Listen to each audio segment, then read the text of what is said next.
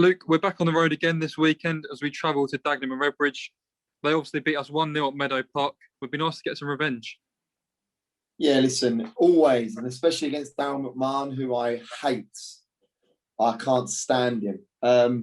Listen, I get on really well with Macca, as does the chairman, as does the football club.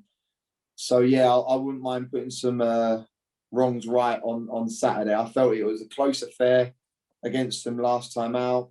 Obviously, went asleep on a throw-on. Elliot Johnson took a quick throw and Miles Weston in the back post tapped it in. I felt that we had a couple of opportunities. Elliot Justin on the evening saved the pen, saved 2 headers from Jamal Fifield from corners. So, yeah, we want to go there and ensure that we don't get done on a double in terms of 2 wins against us on Saturday. We have one of the best away records in the league behind only league leaders Torquay. How much confidence do you take from that for days like tomorrow where we are on the road again?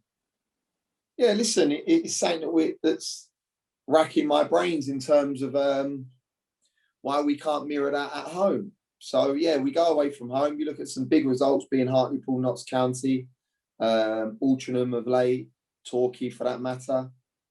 We went up Willstone on Tuesday evening. I felt that we were very proactive and dominant in a performance, but we didn't put Willstone to the sword. So we're still full of confidence. We're creating good amount of chances. There was a stat that come out from the National League that ourselves and Dagenham enter the final third more than any other National League side.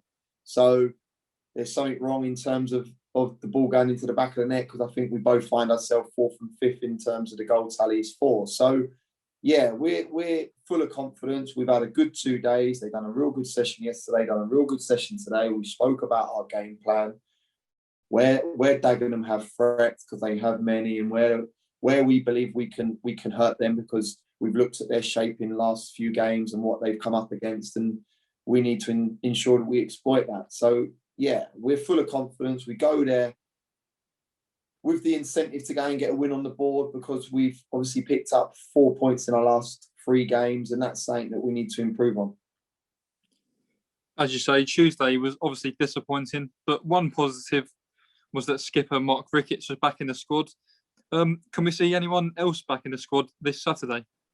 Matt Reed made a miraculous recovery. Obviously, there was talk of him being out quite long term because of the calf. I have to say the physio department has done fantastic, along with Matt, with regards to managing his injury.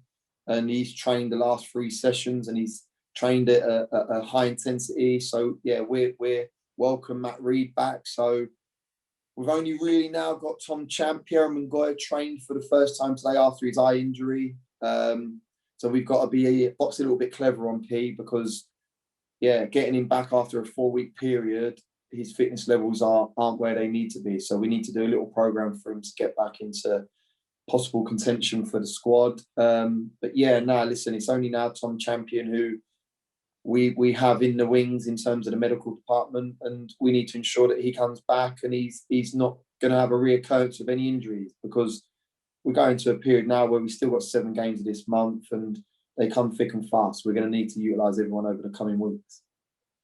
So obviously the 2 forward additions we made in January being Ty Marsh and Junior Mariah, so both settled in really well, and Junior got his first goal not so long ago and we're hoping for him to continue adding to that. But Matt Reed coming back into the squad give us a completely different outlook going forward, doesn't it?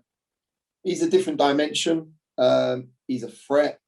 It brings added incentive for us in terms of utilising him off a bench or starting him, however that looks. The bench we're going with tomorrow is very strong, really, really strong. It shows you our strength in terms of our 11 going out, and it can only get stronger with Piero returning in the next couple of days and Champ returning possibly in the next couple of weeks. So, yeah, we've got a really good squad. I've spoken about the squad at length and how I feel that they have been and where I think we've added in the right areas, like you said, in Junior Marias and Tyrone Marsh.